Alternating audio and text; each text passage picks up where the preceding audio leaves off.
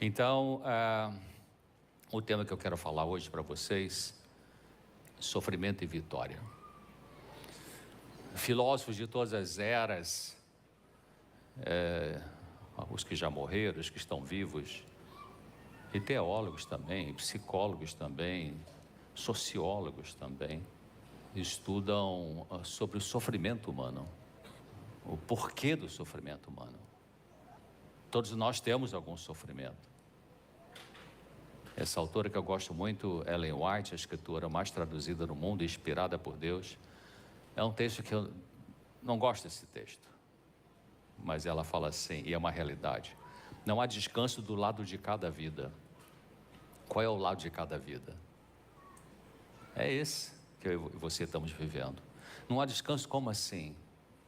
Bom, temos uma luta interior entre o bem e o mal aqui dentro. O pior conflito entre o bem e o mal não é lá na instituição do governo, onde a corrupção está correndo solta, ou ali no cara que está enfiando a cara na cachaça, ou outro que está agora exatamente injetando ou cheirando uma cocaína. O grande conflito entre o bem e o mal está na minha e na sua cabeça. A roupa que você escolheu para colocar para vir hoje aqui tem a ver com o grande conflito entre o bem e o mal. O tipo de música que é apresentado aqui tem a ver com o conflito entre o bem e o mal. O que eu vou falar aqui tem a ver com o conflito com o bem e o mal. Então, a dor é inevitável.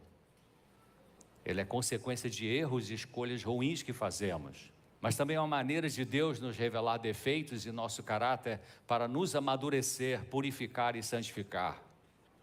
Você já consegue ter essa visão de que a dor que chega para você, dor, quando eu falo dor, pode ser dor física, pode ser dor emocional. O que é dor emocional? Tristeza, angústia, irritação, impaciência, raiva, vergonha, culpa. Pode ser uma dor espiritual, falta de fé, rebeldia contra Deus. Na verdade está tudo integrado, né? Então, você já consegue olhar para a dor que chega na tua vida como um sinal para você parar, pensar, analisar o que você está fazendo. Salmo 119, 71, abra sua Bíblia, por favor. Salmo 119, 71, é um salmo interessante. A Bíblia é um livro maravilhoso, queridos, que a Bíblia não bota panos quentes nos filhinhos e filhinhas de Deus.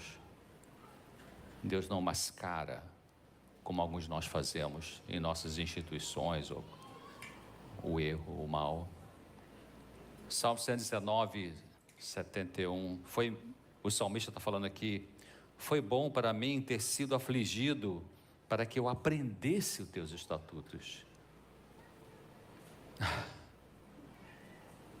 Que adiantamento que ele teve, né? Deixa eu ver o que você está dizendo aqui, quem foi esse autor do Salmo. Não importa quem foi, não está dizendo aqui.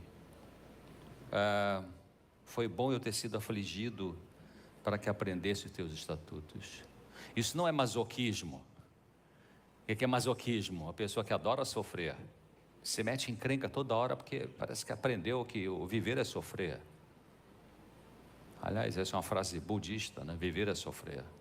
Sim, tem até uma verdade nela, né? Mas ele estava adiantado aqui porque ele conseguiu. Não, ele conseguiu. Deus conseguiu nele mostrar de que as aflições que ele tinha passado até aquele momento da vida estavam ensinando coisas para ele. Então, uma pergunta importante logo de início, assim: estou eu aprendendo as lições que Deus quer me ensinar com os sofrimentos que acontecem na minha vida? Ou eu ainda estou indiferente, ou revoltado, ou irônico? O Senhor, esse texto é um texto muito interessante. Eu vou ler o texto integral.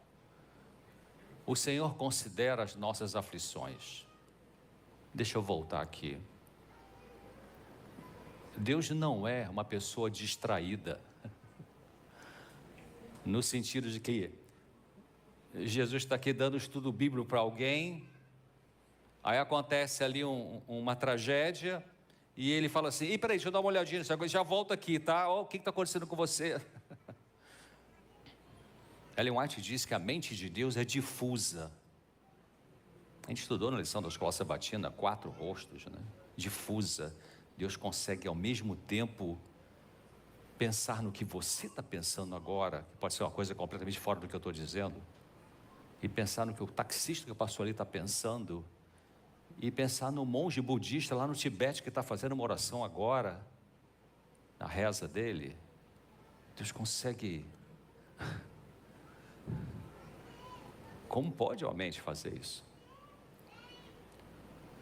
Então, aí eu volto no texto, né, que eu queria falar. Deus considera, o Senhor considera as nossas aflições. Graciosa e distintamente Ele as limita e o quê? As distribui. Olha que interessante. Como um refinador de prata, Ele nos observa a cada momento até que a purificação seja completa. A fornalha serve para purificar e refinar, não para destruir e consumir. O sofrimento que você está vivendo não é para destruir você, a menos que você persista numa atitude que favorece o sofrimento. Anos atrás, eu trabalhei 26 anos para o Hospital Adventista Silvestre, no Rio de Janeiro, na cidade do Rio de Janeiro. E uma vez eu escutei no meu rádio do carro uma mensagem muito, muito legal, assim, puxa, que interessante, quem é essa pessoa? Fiquei interessado em saber quem era e fui descobrir que era um pastor da igreja Nova Vida. E aí eu, do outro dia, escutei de novo esse indivíduo pregando, achei interessante, e aí procurei saber onde era essa igreja, por sinal ficar perto do Centro Médico Adventista, em Botafogo, no bairro do Botafogo, no Rio de Janeiro, e fui lá um dia nessa igreja, Nova Vida, fui lá assistir, e acabou que ele era um pastor e médico, dermatologista, e um dia marquei uma hora, fui lá conversar com ele, levei um livro, Desejar Tornações, para ele, tivemos uma conversa muito agradável, colega para colega e irmão em Cristo, vamos dizer assim. E eu me lembro que ele falou uma frase assim, ele falou assim, pois é, César, tem horas que a gente não sabe se a coisa vem de cima ou se vem de baixo, né? Eu falei, é verdade. Então, Ellen White continua dizendo aqui, ele está observando, Deus está observando para conceder quando... por que eu disse isso em cima de baixo? Porque a tua aprovação, da onde vem? De cima ou de baixo? Deus está no controle, mas se eu boto o pé no lugar onde eu sou provado, e se eu não colocasse o pé eu não seria provado, isso vem de baixo. Agora, se eu boto o pé onde Jesus pede para botar e vem bomba em cima de mim, isso vem de cima. Entenderam? Então, ela fala assim, termina assim, Ele está observando, Deus está observando para conceder, quanto mais for necessário, novas e frescas bênçãos, força no momento de fraqueza, auxílio na hora de perigo, amigos na hora de solidão, simpatia humana e divina na hora da tristeza. Esse é o Deus verdadeiro, queridos, que quando eu era católico eu tinha medo dele, aí eu corria para a Virgem Maria, me dar um colinho, porque eu tinha medo, achava que Deus ia me castigar, punir, mandar fogo do céu para me torrar, e eu fumava, eu bebia, fazia essa besteirada toda. Comecei a estudar a palavra de Deus na faculdade de medicina. Então Deus é curador. Sofrimento então pode ser fruto da guerra entre o bem e o mal. Marcos 8, dá uma olhadinha, abra sua Bíblia. Nós vamos ver vários textos da Bíblia hoje, tá, querido? Por favor, abra sua Bíblia. Eu ainda prefiro o papel, no mundo eletrônico prefiro o papel. Marcos 8, Evangelho de Marcos 8, 27 a 33. E saiu Jesus e os seus discípulos para as aldeias de Cesareia de Filipe, e no caminho perguntou aos seus discípulos, dizendo, quem diz os homens que eu sou? E eles responderam, uns falam que é João Batista, outros falam que é Elias, e outros falam que é um dos profetas. E Jesus perguntou para eles assim, mas e vocês? O que vocês dizem que eu sou? E respondendo, Pedro disse, tu és o Cristo. Pedro, que era um cara impulsivo, né? 3 anos de terapia com Jesus Cristo, sem Rivotril, sem esse talopram, sem fluoxetina, sertralina, venlafaxina, essa turma toda aí. 3 anos de terapia.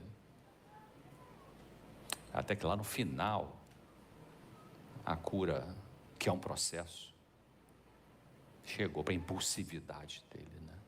A pessoa impulsiva é aquela pessoa que só pensa depois que faz. E a pessoa passiva é aquela que demora muito a pensar. Os dois têm que precisar de terapia, né? Divina. E Jesus perguntou: e vocês, o que vocês dizem? E Pedrão pulou na frente: tu és o Cristo e tal. E disse, e demonstrou para que ninguém dissesse aquilo dele. E começou, Jesus estava, olha, espera um pouquinho, não fica falando essa propaganda, porque não está no momento ainda, vamos aguentar. Jesus estava instruindo eles. E 31, verso 31, Marcos 8, 31, e começou então a ensinar-lhes que, aí Jesus começou a falar que olha, eu vou ser preso, eu vou ser torturado, vou ser julgado por um tribunal corrupto, como uma grande parte de tribunais hoje são corruptos, compram, vendem sentenças. Era a mesma coisa, era onde fala que a corrupção daquela época é parecida com a de hoje. Coisa horrível. Também que tem solução, e a solução está chegando, chamada Jesus Cristo. A justiça é Ele, é a pessoa de Jesus e a palavra que Ele diz.